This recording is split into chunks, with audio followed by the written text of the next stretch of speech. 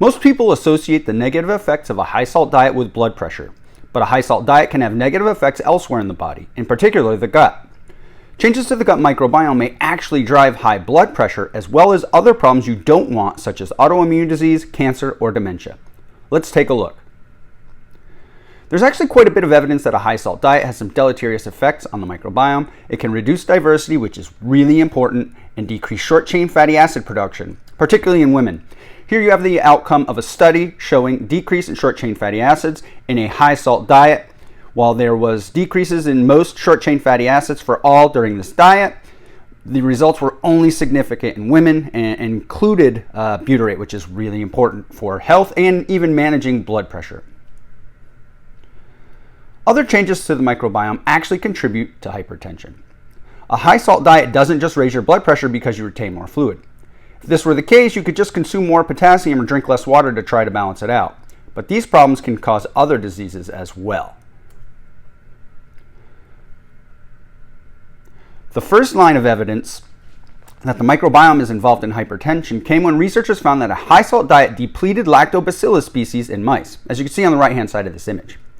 This led to a decrease in metabolites in the gut called indoles that hold the immune system in check. As a result, there's an increase in immune cells known as Th17 cells. Now, these cells can be good or bad, but in this situation, they're bad as they can become autoreactive, meaning they can attack your own tissues.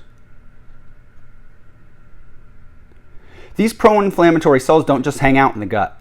They can travel anywhere throughout the body and cause problems. In humans, these cells are increased in, you guessed it, hypertension, cardiovascular disease, autoimmune disease, cancer, and dementia. They corroborated these mouse results in humans, finding a decrease in lactobacillus species in humans on a high-salt diet and an increase in these Th17 cells.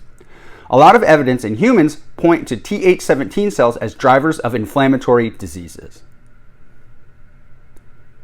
The next evidence came for a role of the microbiome in hypertension when they fed mice a high-salt diet and found depletion of another microbe, Bacteroides fragilis.